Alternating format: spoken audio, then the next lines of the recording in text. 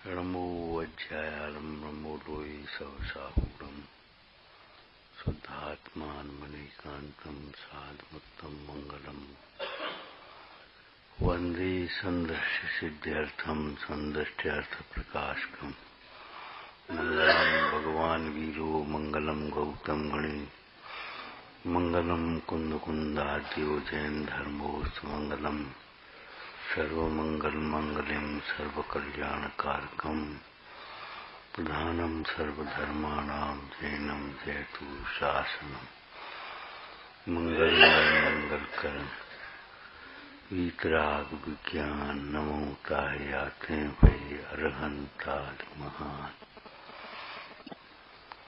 स्फटिक मणि की स्वच्छता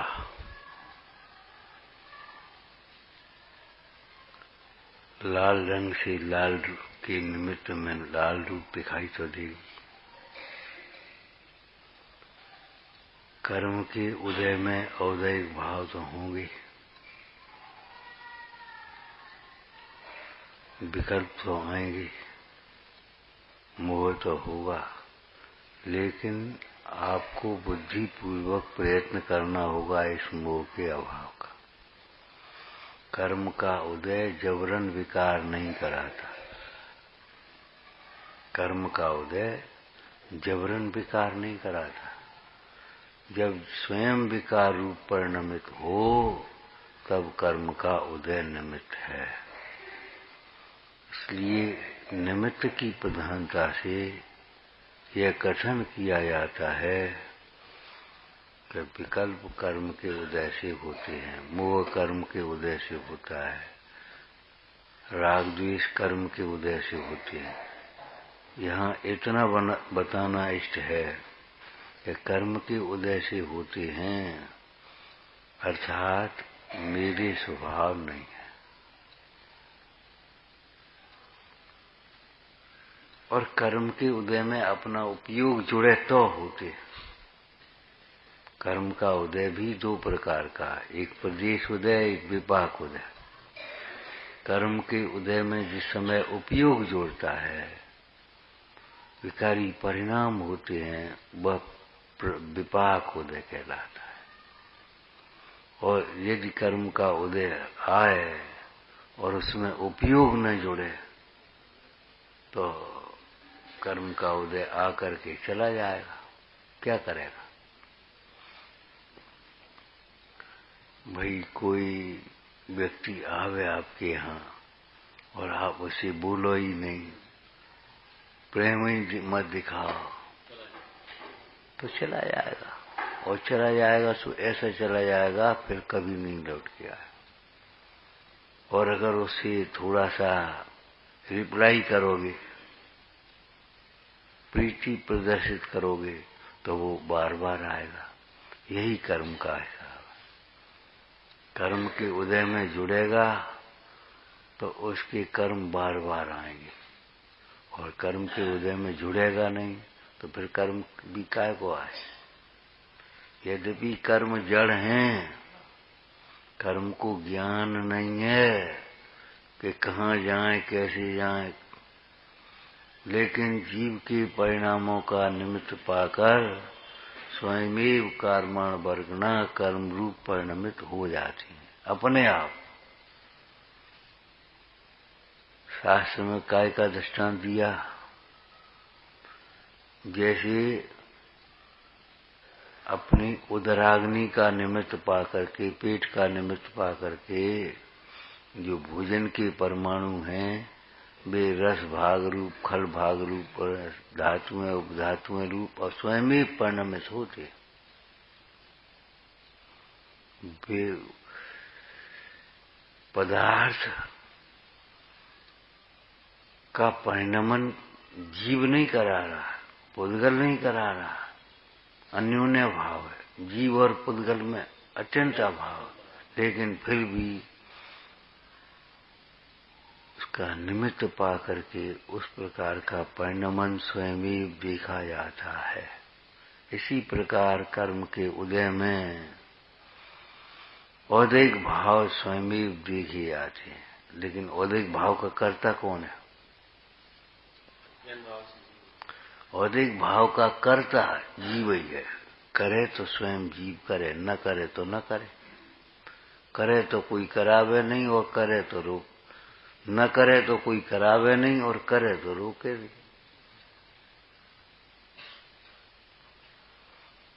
कर्म का उदय अगर जबरन विकार करावे तो कभी संसार का अभाव न हो। क्यों? संसार में प्रति समय पूर्व कर्म का उदय है, और पूर्व कर्म का जब उदय है तब ये जीव को कर्म का उदय क्या करे? अगर उपयोग जुड़ेगा, भोगेगा कर्म के फल को, तो फिर नया कर्म बंद होगा। और कर्म के उदय में उदासीन ज्ञाता रहेगा तो फिर कर्म का बंध नहीं होगा। आप सोचो विकल्प ना आए, ऐसा नहीं होगा। विकल्प तो आएंगे, विकल्प तो आएंगे। लौकिक में जैसी कांटा लग जाए तो उस कांटे को निकालने के लिए कांटा लगा दे। एक लगा है, एक और लगा दे, और वो भी कांटा निकाल देती, वो भी कांटा निकाल देती। विकल्प तो का विषय बदलो विकल्प के अभाव के लिए। पहले क्या बदलो?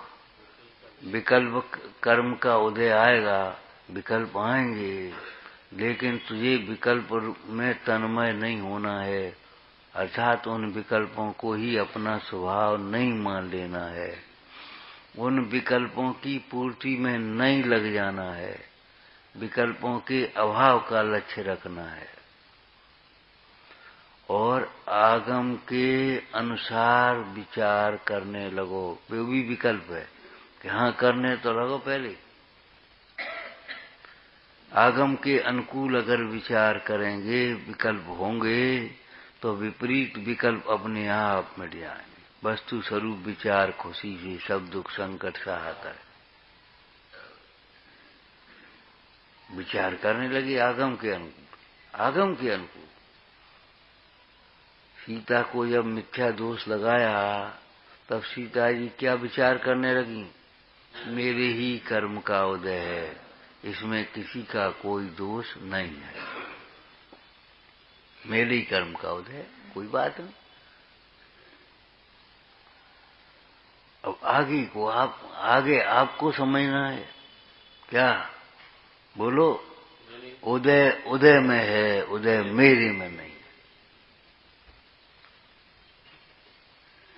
ये अध्यात्म है। उदय उदय में है, उदय मेरे में नहीं।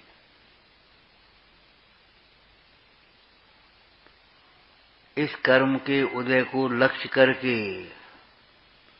यदि मैं कुछ कल्पना करूं विपरीत, तो इसमें मेरा ही दोष है, कर्म का दोष नहीं है। कर्म ने ये नहीं जबरन कल्पना करा दिया। गाथाएं हैं समय जी की, बोलो शुभ या शुभ जो शब्द वह तू सुन मुझे न तुझे कहे। शुभ या अशुभ शब्द ये ऐसा नहीं कह रहे तुम हमें सुनो और राग द्वेष करके दुखी हो।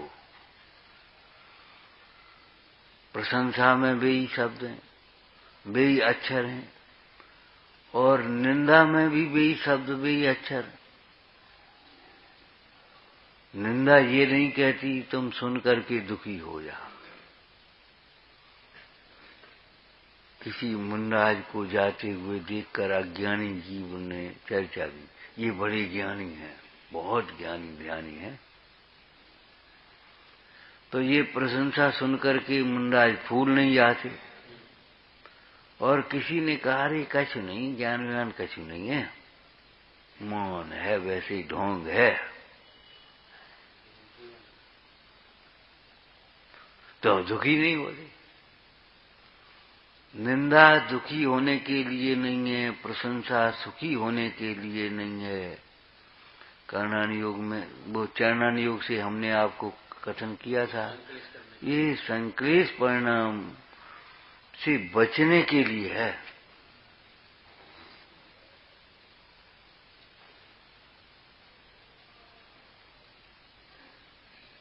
ये संक्लिष्ट परिणाम ने करने के लिए नहीं है, संक्लिष्ट परिणाम से बचने के लिए है। बच पाओ तो बच जाओ, नहीं बच पाओ तो भाई किसका दोष है? आप तो स्वयं मेहनत रहना चाहे और अपना दोष कर्म आदि को देवे, जिन आज्ञा माने तो ऐसी अनीति संभव नहीं है। तेरे अंतराय का उदय वो क्या करे सामने, तेरे ज्ञानावरण का उदय वो क्या करे बेचारा।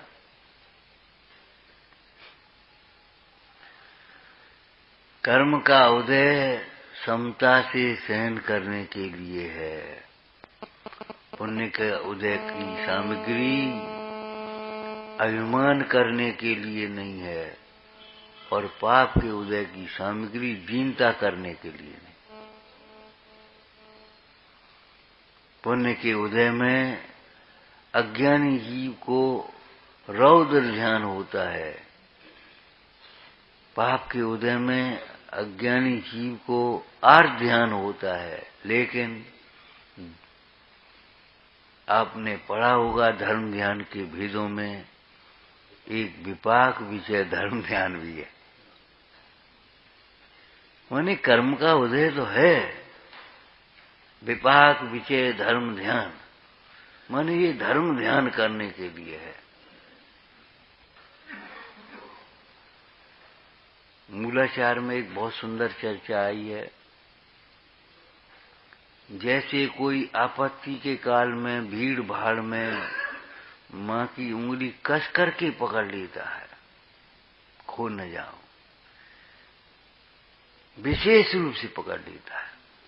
वैसे अकेला चलेगा लेकिन वहां अंगुली पकड़ेगा।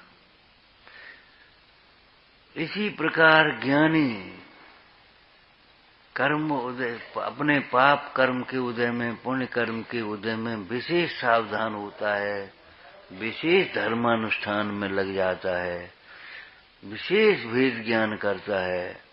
क्यों? रच पच न जाओ। चरणान योग का जितना उपदेश है वो इसी शैली को लेकर के है। पुण्य के उदय की सामग्री तुम्हें मिल गई, आपका नियम है उड़ीचो उड़ीचो, पानी बाड़े नाव में, घर में बाड़े गांव, दोनों हाथ उड़ी किए, यही सयानों का। पुण्य का उदय तो लक्ष्मी तो आएगी, आप नहीं चाहो तो भी आएगी। पापोदय में चाह व्यर्थ है, नहीं चाहने नहीं चाहने पर भी हो, पुण्योदय में चाह व्यर्थ है, बिन चाहे मन वांछित हो। मन में वांछा करी, देवगति में विशेष पुण्य के उदय हैं, कंठ से अमृत झर गया वहां तुरंत। तुम कोई चीज मांगो, पानी देना, आज पानी आपके लायक नहीं है, खत्म हो गई। मांगने पर भी सामने वाला के आपके लायक नहीं है, अरे ये है तो, अरे ये आपके लायक नहीं है।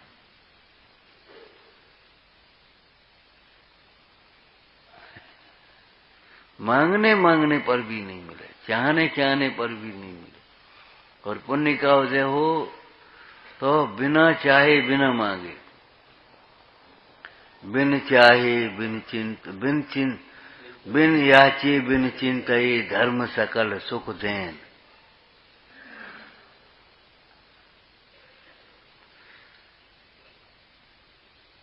कसाय रोकने के लिए, विकल्प को अभाव करने के लिए, यह भी एक विधि है स्थूल रूप से। स्थूल रूप से विधि क्या है कि इन कसायों को निरर्थक जानो, इन कसायों को दुखदायी जानो।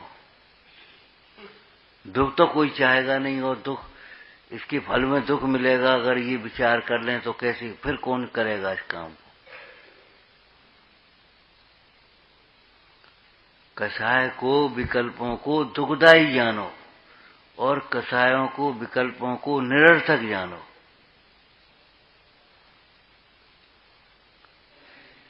तीसरा, ये व्यवहारिक बातें हैं।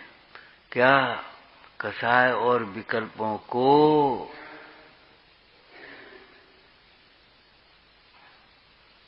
लंबायमान मत करो, जहां है वहीं की वहीं समेटो।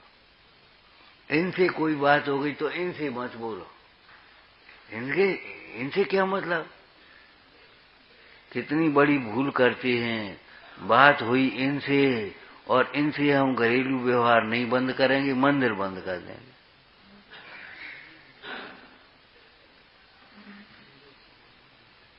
कोई नौकरी करते तो वहां उसने साहब ने डांट बताई, अब उनसे तो कुछ नहीं कह पाए। घर आकर के पत्नी पटो, और पत्नी ने आकर के बच्चों पटो। इसका नाम है लंबायमान का।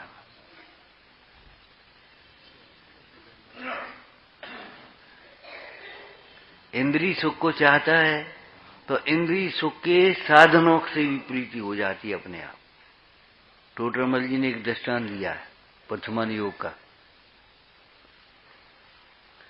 चारों योगों पर घटित होगा, लेकिन प्रथमान योग से प्रारंभ करो। जैसे कोई सुभट पुरुष है, उसे सुभटों की प्रशंसा भी अच्छी लगती है। सुभटों की प्रशंसा भी अच्छी लगती है। उसे सुभटता के अस्त्र शस्त्र भी अच्छे लगते हैं। तुमने पुराणों में पढ़ा होगा, वो तलवार में मुंह देखते, दर्पण में नहीं, तलवार में। माने तलवार से खेलते हुए, तलवार खेल खेल में तलवार चलाना सीखते। जब वे खेल खेल में तलवार चलाना सीख सकते हैं, तो हम खेल खेल में मोक्ष मार्ग क्यों नहीं सीख सकते? सोचो।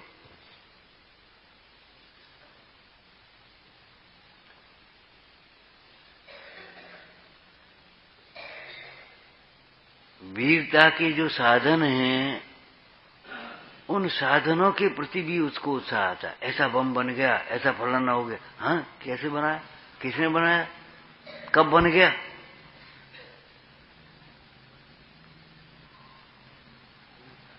उनके प्रति कौतूहल जगता है, उत्साह जगता है। उसका विवाह हो गया, कब हो गया, कहाँ हो गया, क्या नाम है, उसके यहाँ क्या काम होते हैं, मैंने खोदता चला जाएगा बेटा। लंबायमान। पंडित टोडरमल जी ने एक प्रसंग लिखा है, राग द्वेष का विस्तार। माने राग द्वेष और राग द्वेष का विस्तार।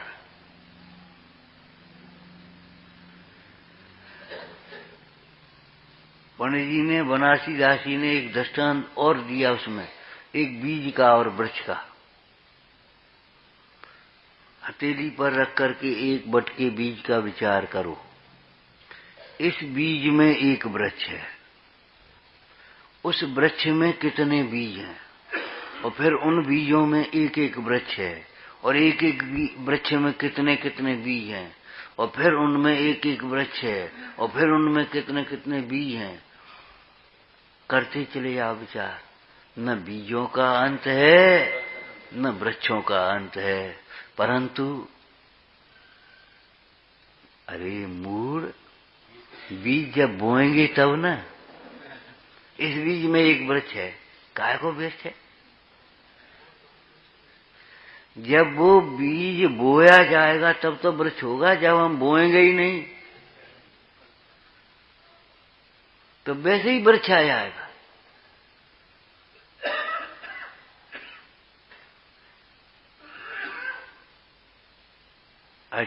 मुनराज पद्म परमलधारी देव ने इसको दृष्टांत बनाया।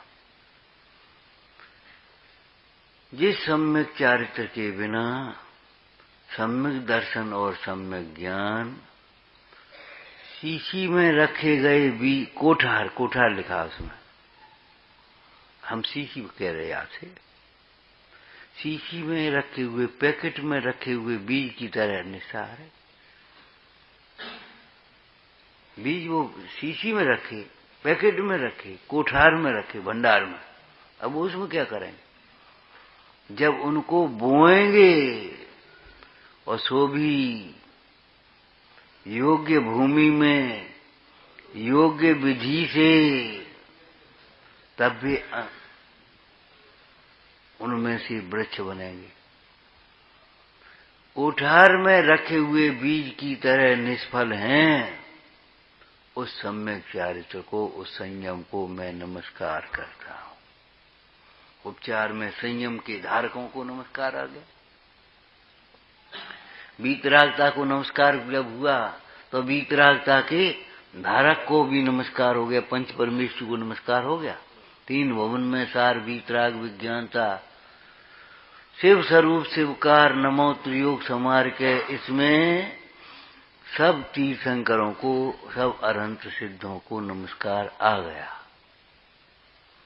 इनमें पंच परमेष्टि को नमस्कार आ गया। ठीक है ना? और वीतरागता को जब नमस्कार किया तो जिसके आश्रय से वीतरागता होती है उसको भी नमस्कार हो गया, शुद्धात्मा।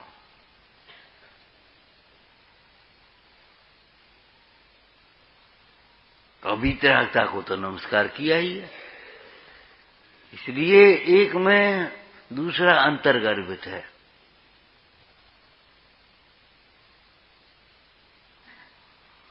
वीतरागता को नमस्कार है हमारा, वीतरागी को नमस्कार नहीं है, ऐसा नहीं होता। जब वीतराग को नमस्कार है, वीतरागता को, तो वीतरागी को भी नमस्कार उसमें आ गया। नमः समय सारा है, नमः श्री वर्धमाना है। अंतर नहीं है, विविक्षा भेद है।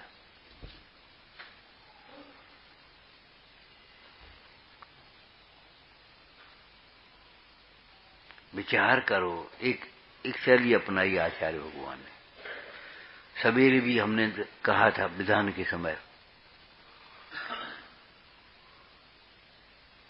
जब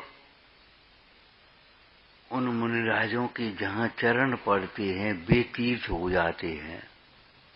ते गुरु चरण जहां धरें जग में तीरथ हो। जिनके चरण पड़ने से भूमि तीर्थ हो जाती है तो वे स्वयं तीर्थ क्यों नहीं होंगे? वे मुंडाज तीर्थ हैं कि नहीं है? जीवंत तीर्थ हैं। ठीक है ना? अब आगे चलो। जब वे मुंडराज तीर्थ हैं तो रत्नत्रय तीर्थ क्यों नहीं होगा? रत्नत्रय से ही तो वे मुंडाज हुए हैं।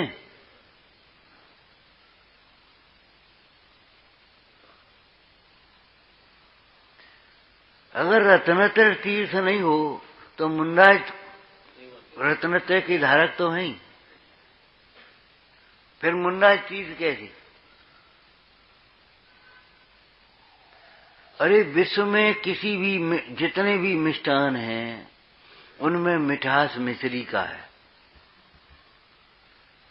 जितने भी मिष्टान हैं, चाहे लड्डू हो, चाहे पीड़ा हो, चाहे बर्फी हो, चाहे खुरमा हो, चाहे खाए, जो कुछ भी हो, उसमें मिठास मिश्री का है। उसको स्पष्ट करोगे? है? मिठास मिश्री का है। जहां जहां मिठास है वहां मिश्री है। जितना जितना मिठास है उतनी उतनी मिश्री है। जब जब मिठास है तब तब मिश्री है। और जिस जिसको मिठास है मिश्री।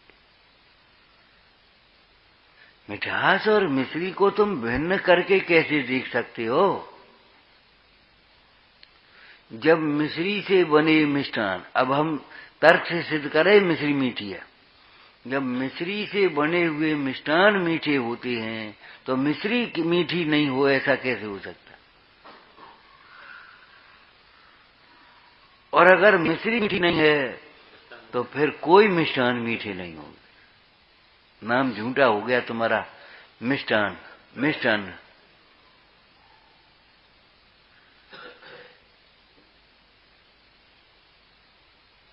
इसी प्रकार विचार करना, जिनके चरणों के स्पर्श से भूमि भी तीर्थ हो जाती है,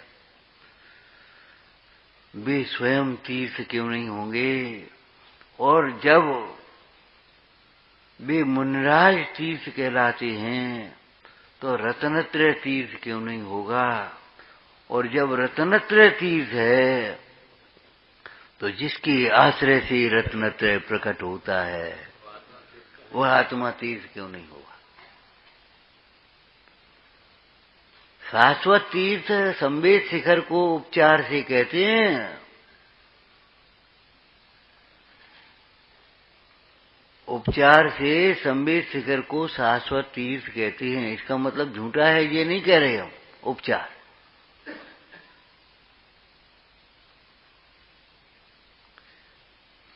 क्यों? संवेद शिखर पर सब तो नहीं फिरते। संवेद शिखर से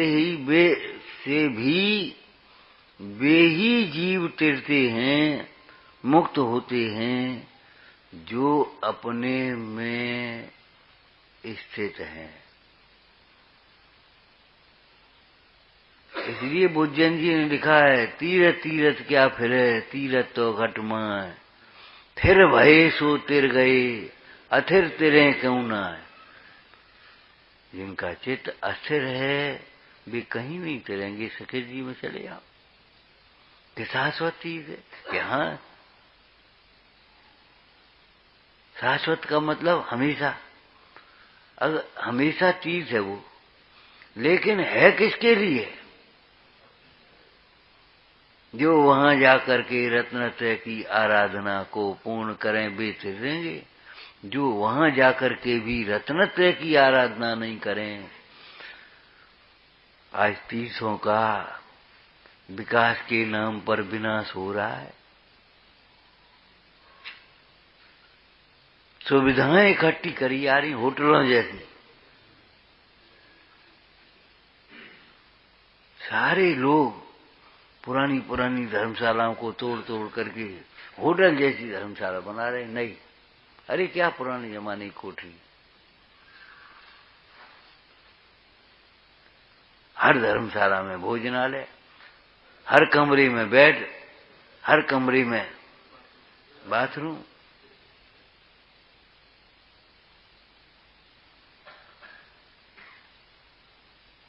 जब ये विलासता वहां होगी तो सोचो, किसी के माथे पर तो लिखा नहीं जैन है, तो फिर सब लोग जाने आने लगेंगे और सब लोग ठहरने लगेंगे और फिर वही काम करेंगे जो करते हैं वे। तो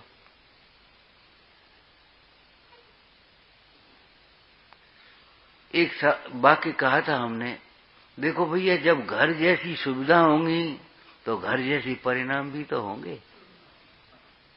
नहीं, सुविधा घर जैसी हो और परिणाम हमारे तीर्थ जैसे हो।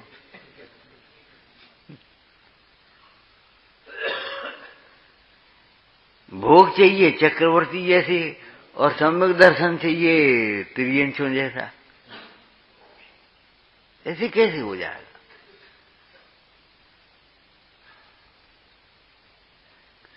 अगर भोग वो चक्रवर्ती जैसे चाहिए तो आपको पुरुषार्थ भी चक्रवर्ती जैसा चाहिए, दृष्टि भी चक्रवर्ती जैसे। भरत जी घर में ही बैराग,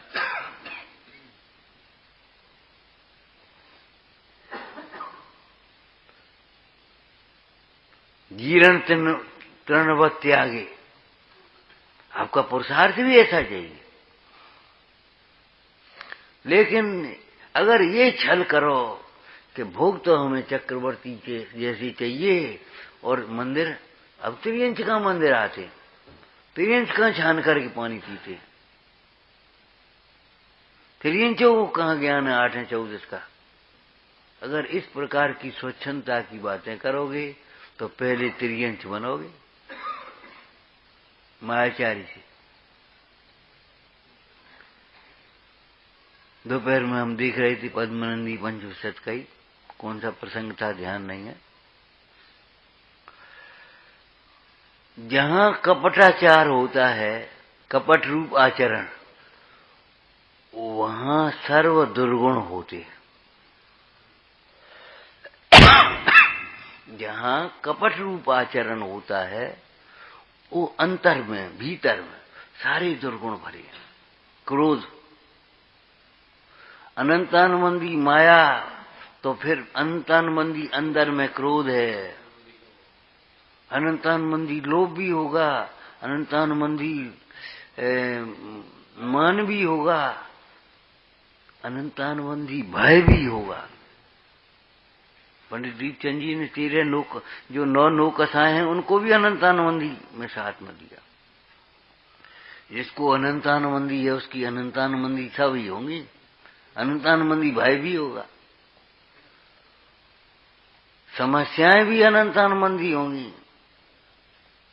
विचार करो, अगर घर जैसी सुविधाएं देखोगे तो घर जैसे परिणाम भी होंगे। मंदिरों में घर जैसी सुविधा बनाओगे तो घर जैसी परिणाम होंगे। बेई ठेकेदार मंदिर में, बेई ठेकेदार तुम्हारे घर में। एक बल्ब की जरूरत है और लगा दिए 100 बल्ब को। झिलमिल झिलमिल हो रही है। अब झिलमिल झिलमिल में क्या दिखेगा तुम्हें? वो भीतरा की मुद्रा थोड़ी दिख पाएगी। बेदी के चारों ओर लगा दिया। आधुनिक पीढ़ी हमारी यही ज्यादा कर रही है। उनको इसी में मंदिर का बहुमान दिखाई दे रहा है, तीर्थों का बहुमान। झिलमिल झिलमिल झिलमिल झिलमिल, फटाफट।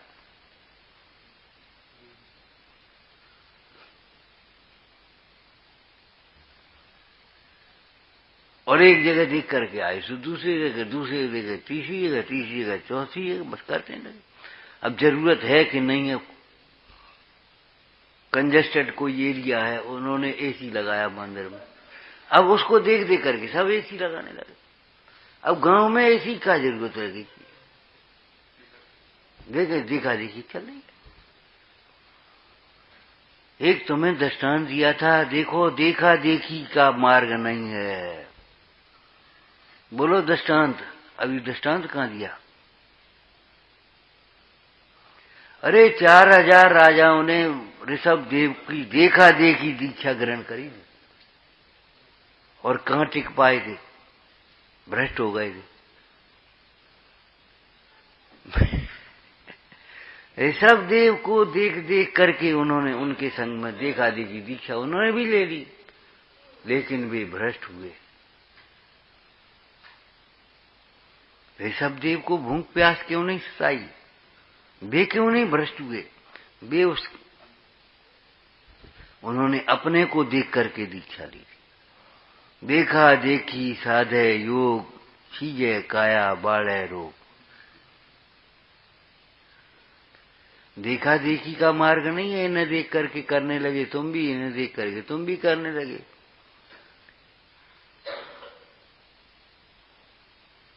बड़ा गंदा सा दृष्टांत है। वो फूलन देवी भी बन गई चौराहे पर। गंदगी पे फूल की टोकरी डाल दी उसने, तो वो फूलन देवी बन गई। अरे वाह, वे फूल चढ़ा रहे थे, वे फूल चढ़ा रहे थे, उसने चढ़ाए। अब उसको तो दिखाई नहीं दिया। चौराहे से राजा को निकलना था। राजा की सवारी नजदीक आ गई और झाड़ू वाले आगे चले गए और एक कुत्ता आया, उसने लेटिन कर दी। उन्हें ये तो बड़ी गड़बड़ हो गई। तो एक राजा को फेंकने के लिए फूल लाया था, तो उसने उठा करके डोरनी डाल दी। अब बस वहां तो ढेर लग गया फूलों। जो आए तो फूलन देवी, फूलन देवी, फूलन देवी। अरे क्या है भैया, ये कब से हो गई फूलन देवी? जरा हटाओ तो सही, देखें तो बहुत। देखा देखी का मार्ग नहीं है। इन्हें देख करके ये गलत कर रहे हैं तो तुम गलत मत करने लगना। स्वयं को देखने का मार्ग है।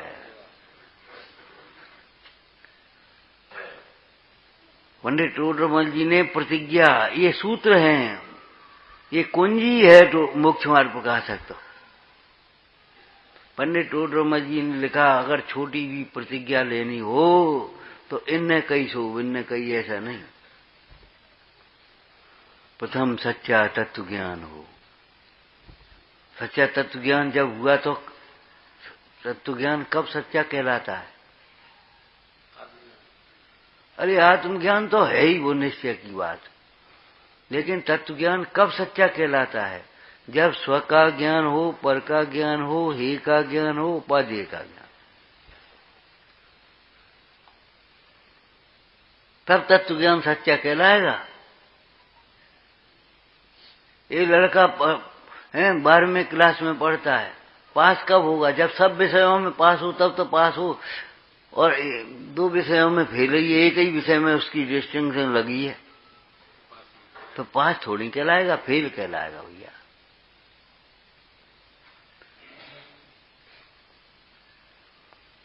हे उपाधि का पूरा ज्ञान, प्रथम सच्चा तत्व ज्ञान हो। अरे अपने स्वरूप का ज्ञान, आत्मा का ज्ञान फिर तुम भूल जाते हो बेर बेर। जब हम कहते हैं आपसे स्वरूप का भी ज्ञान हो, अपने हित का भी ज्ञान हो, तुम्हारा हित क्या है ये बता। तुम्हारा हित काय में है? आत्म को हित है सुख सो सुख, आकुलता बिन कहिए।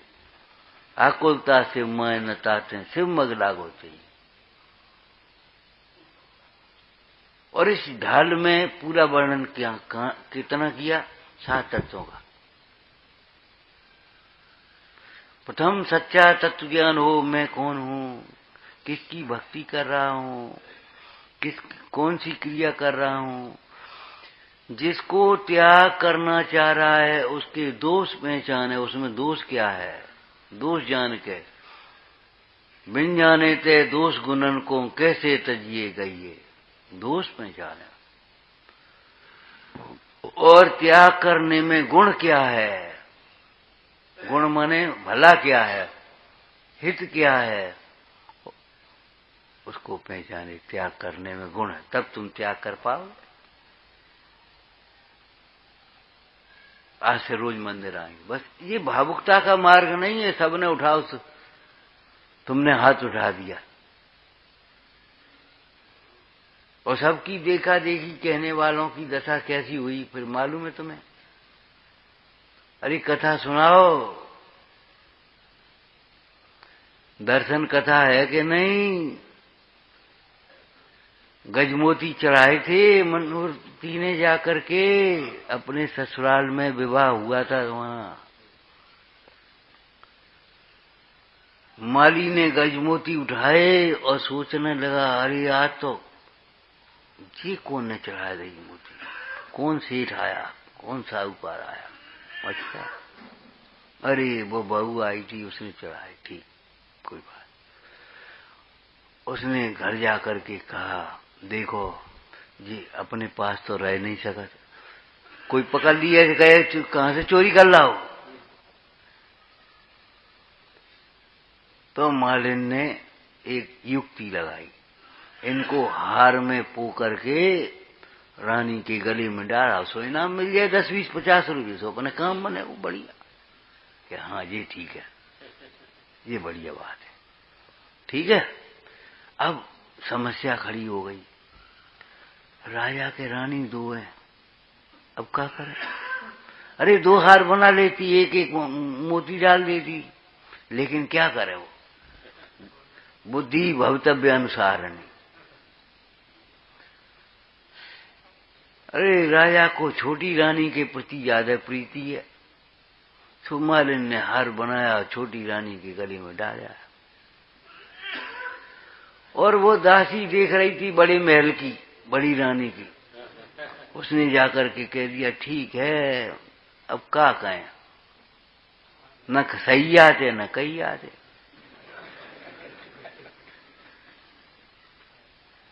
राजा की बात और लोगों की बात तो अलग है। अब मालिन भी तुम्हें को पूछे। अब छोटी रानी का डाली और महारानी जी को भवन में पहुंच गई। क्रुद्ध हो गई, रोटी पानी छोड़ दी। राजा आए, क्यों, क्या बात है? अरे अब बात पूछ रहे। अब अगर पहले से पूछी होती तो काय को जी आज दिन आता। क्या बात तो बताओ। अरे बात ये है, मालिन भी अब छोटी रानी के घर, बस इतनी सी बात है। वो मूड है मालिन बेचारी, क्या जाने। चलो हम तुम्हें असली गजमोतियों का हार पहनाएंगे। बस खुश हो गए। अज्ञानी की इतनी औकात है, क्षणे रुष्टा क्षणे तुष्टा। और मार्ग कैसा है बोलो? सदा तुष्टा न कदा रुष्टा। हमेशा संतुष्ट रहो, हमेशा प्रसन्न रहो, कभी रुष्ट मत हो। राजा ने जौहरी बुला लिए। भाई आप लोगों को कष्ट इसलिए दे रहे हम कि किसी के यहाँ गजमोती हो तो हार बनवाना महारानी के लिए। अब देखा देखी का दृष्टांत दे रहे हम। सारे जौहरी बैठे और वे भी बैठे, मनोवती जी के ससुर। हमारे यहाँ तो है नहीं, हमारे यहाँ तो है नहीं, हमारे यहाँ तो है नहीं, हमारे यहाँ तो है नहीं। अब उन्होंने सोचा अब हम क्या करें, तो उन्होंने भी कह दिया हमारे यहाँ कुछ नहीं। और राजा को गुस्सा आ गई। जब किसी के यहाँ है नहीं तो चढ़ कैसे गए मंदिर में? कहां से आ गए? जब किसी के यहाँ नहीं है तो फिर आ कहां से गए? ठीक है, जाओ तुम सब लोग भग जाओ, और ध्यान रखो अगर किसी के यहाँ गजमोती मिल गए लुटवा देंगे और सब छिनवा देंगे, निकाल के बाहर करेंगे। अब बेचारे घबराए, घर पहुंचे। कितनी सरल सी बात थी, इतने प्रसंग के बाद भी एक नीति भूल गए। बड़े लोग बिना मात्र से प्रसन्न हो जाते हैं। एक हार बनवाते, जाकर के राजा के पांव पकड़ लेते, महाराज भूल गए थे, हमें ध्यान नहीं था, मोती घर में थे, ये हार रानी के लिए। खत्म मामला। उसमें क्या बड़ी बात थी? अरे एक झूठ छिपाने के लिए 100 झूठ बोलता है, एक झूठ को स्वीकार कर ले, काम खत्म हो गया। गलती हो गई तो हो गई। भले आदमी वैसे भी कहीं भी हो, साहब गलती तो हो गई, अब आप जो दंड दें। वो सामने देखता है, ठीक है भाई, है तो बिनयवान और जानबूझ करके गलती की नहीं है, ठीक है जाओ, ध्यान रखना आगे से। कोई भी आदमी बिनयवान को दंड देने का भाव नहीं होता, लेकिन वो तो भवितव्य अनुसार बुद्धि चलती है। बैठ गए, अब रोटी ने खबे न पानी, अब शकल उतरी है। लड़के इकट्ठे हो गए, बोल पिताजी क्या बात है? बात क्या है? ऐसी ऐसी बात हो गई, जोरियों को बुलाया था हमने भी कह दिया सबकी देखा देखी, तो अब क्या करें? कि अब तो एक ही उपाय है, अब वो मनोवती आएगी, बहू आएगी तो फिर चढ़ाएगी और फिर पता चल जाएगा वो तो। इसलिए एक काम करो, उस बुद्ध सेन को निकाल दो, और नहीं तो 6 मरे, हम लोग मरेंगे। न बुद्ध सेन को निकाल दो, न लड़का रहेगा, न बहू आएगी, न गजमोती चढ़ेंगे, न पता चलेगा, अपनी संपत्ति सुरक्षित रहेगी।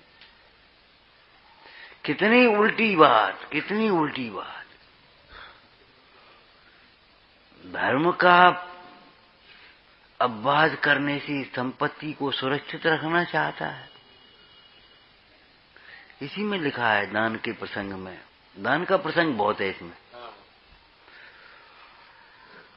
संपत्ति दान पुण्य से नष्ट नहीं होती, संपत्ति पाप से नष्ट होती है।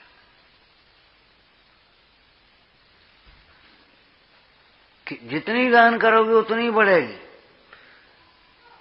अगर या तो उस संपत्ति का पाप के कार्यों में दुरुपयोग हो, या फिर कंजूसी पूर्वक उसका संग्रह ही होता रहे, तब संपत्ति नष्ट होती है। ये नियम है। या तो कंजूसी पूर्वक उसका संग्रह करते रहे, या फिर उसका पाप के कार्यों में दुरुपयोग करें, तो संपत्ति नष्ट होती है। दान और पुण्य के कार्यों से संपत्ति कभी नष्ट नहीं, कम नहीं होती। नष्ट होने की बात क्या है? और ये तो बात आप जानते हो, जिस कुएं से पानी निकलता रहता है वो पानी कैसा रहता है? साफ रहता, बढ़िया। जिस कुएं का पानी नहीं निकलता वो कैसा रहता है? नदी का पानी साफ और गड्ढे का पानी सड़ गया, पानी वही है।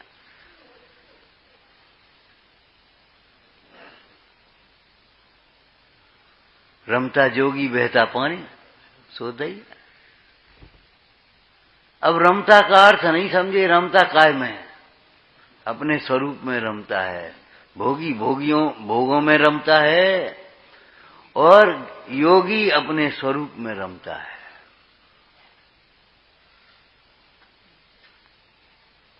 और जबरन निकाल दिया उस लड़के को। अब ये नहीं है उसका परिणमन होता है। पुद्गल में ज्ञान नहीं होता तो भी परिणमन होता है। ज्ञान होना अलग बात है, परिणमन होना अलग बात है। ज्ञान अकेले जीव में ही है, परिणमन करने की शक्ति 6 द्रव्यों में है। जीव अपने और पर को जानते हुए परिणमन करता है, पुद्गल अपने और पर को न जानते हुए परिणमन करता है। परिणमन तो होता है। सुबह रखी सब्जी कोयला हो गई, भीख मांगने पर और मजदूरी करने तक नौबत आ गई। ये आपने पढ़ा होगा। तो देखा देखी का ये फल होता है। इसलिए हे भाई, देखा देखी कभी मत करना। मैंने छोड़ दी तो हम छोड़ दें, मैंने करने लगी तो हम करने लगे ना। अपने स्वरूप को भी देखो और अपने हित को भी देखो। त्याग करने में जो गुण है उसे भी पहचानो, और जिसका त्याग करना चाहते हो उसके दोषों को भी पहचानो। आगे बोलो, अपनी शक्ति सामर्थ्य को भी देखो। वर्तमान परिणाम के भरोसे ही प्रतिज्ञा न करें। लेकिन हम इसमें एक बात और बता रहे आपको, वर्तमान परिणामों के भरोसे ही प्रतिज्ञा न छोड़ दे। अरे वर्तमान में नहीं तो आगे आ जाएगी। एक बूढ़ी माता जी लड़के से ने कहा सुनी हो गई, और लड़का जरा उद्दंड टाइप का था, उसने उठा करके ईंट मार दी। उस बूढ़ी माँ का सिर फट गया। जब वो दर्द हुआ, चिल्लाई, तो अड़ोस पड़ोस के 4 इकट्ठे हो गए, डॉक्टर के पास ले जाओ। और गालियां वालियां जो तो आदत है सो देते, जिसके पास जो होगा वही देगा। सो अरे बड़ा नालायक लड़का, होते ही मर जाता तो ठीक ठाक है। माँ को उसने ऐसा मारा, बताओ, सिर फट गया उसका। होते ही मर जाता तो अच्छा था, इसे तो नहीं होता तो अच्छा था। और बुढ़िया माता बोली उस हालत में भी, ऐसा मत कहो मेरे बेटे को, अगर बेटा नहीं होता तो कौन माँ कहता। और आज नहीं समझ रहा है, कल समझ जाएगा। अब नहीं होगा तो कौन समझेगा? नहीं होगा तो कौन समझेगा? अरे आज गलती कर रहा है, गलती किससे नहीं होती है, हो गई, गुस्सा आ गई।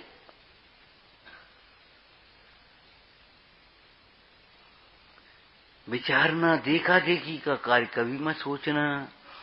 वर्तमान परिणामों के भरोसे ही प्रतिज्ञा छोड़ मत देना। भावुकता में ले मत लेना, लेकिन वर्तमान परिणामों के ही भरोसे नहीं छोड़ लेना। क्यों? जीव वर्तमान पर्याय मात्र नहीं है। जीव वर्तमान पर्याय मात्र नहीं है। कल बदल जाएंगे आपके परिणाम। कोई बात थोड़ी नहीं है। और अगर वो हमने आज नियम नहीं लिया तो कल क्या होगा? इसलिए वर्तमान परिणाम के भरोसे ही प्रतिज्ञा नहीं करें, भविष्य में भी जिसका निर्वाह होता जाने ऐसी प्रतिज्ञा ग्रहण करना। और दूसरे प्रसंग में लिखा है अवश्य करना। क्यों कि प्रतिज्ञा लिए बिना अविरति का दोष नहीं मिटता, प्रमाद नहीं छूटता, कथाएं नहीं छूटती, दुख नहीं छूटता। इसलिए प्रतिज्ञा अवश्य करना जो सार्थक है। नहीं सार्थक है वो मत करो, लेकिन उसकी भावना भाव, उसको कम से कम अच्छे को अच्छा तो मानो, उपाधि को उपाधि तो मानो। नहीं ले पा रहे ये हमारी गलती है, लेकिन मार्ग तो वही है। वक्ता के लक्षणों में लिखा है, वक्ता अपने से जो निर्वाह नहीं होता हो उसका भी यथार्थ निरूपण करे। ये हमसे निर्वाह नहीं होता, हमारी गलती है। मार्ग गलत थोड़ी है, हमसे नहीं हो रहे, हमारी गलती है, हमारी भूल है, हमारी कमजोरी है। तो मार्ग ही ऐसा, मार्ग ऐसा नहीं। ये अनेक प्रकार के उन्मार्ग कैसे बन गए? ऐसे ही तो बन गए। अपनी गलती को छिपाने के लिए देव को भी विकृत कह दिया, सरागी बना दिया अपने राग के पोषण के लिए।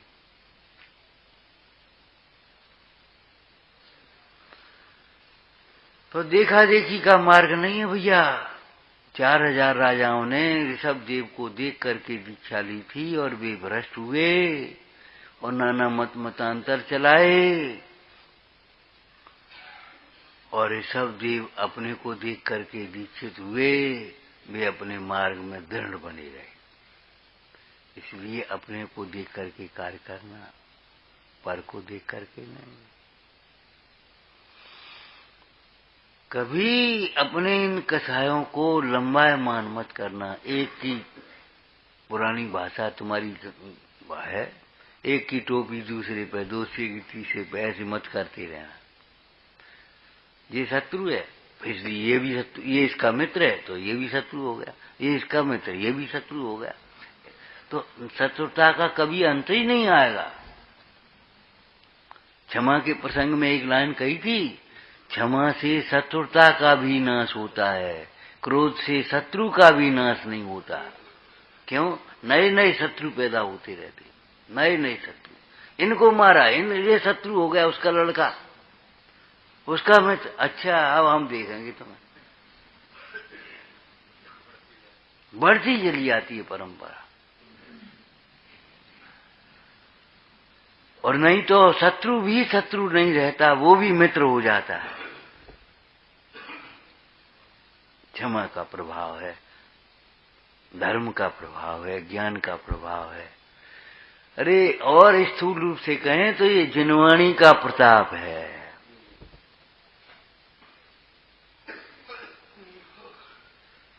जिनवाणी का अभ्यास करो। स्फटिक की जो लालिमा है वो कोई लाल मणि नहीं है। उस समय भी स्फटिक स्वच्छ है। वह स्फटिक लाल दिखाई दे रही है, लाल रंग के संयोग के डंक के कारण, पत्र के कारण, लेकिन लाल नहीं है। एक स्वच्छ स्फटिक मणि, एक लाल स्फटिक मणि दिखाई दे रही है। दोनों स्फटिक मणियों में क्या अंतर है? कि कुछ भी अंतर नहीं। स्वभाव से देखो तो वर्तमान अवस्था को देखो तो ये सफेद दिखाई दे रही है, लाल दिखाई दे रही। पूज्यपाद स्वामी ने कहा, जो शरीर के भेदों से अथवा उदय के भेदों से, कर्म के भेदों से जीवों में वास्तविक भेद मान लेता है, परमार्थ भेद मानता है, वह मिथ्या दृष्टि है, वैरात्मा। नाना प्रकार के कर्मोदय होने पर भी, नाना प्रकार के क्षयसम होने पर भी सर्व जीव सिद्ध समान हैं, कोई छोटा बड़ा नहीं।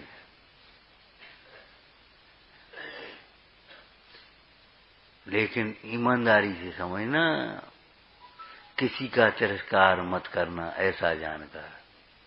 और सिद्ध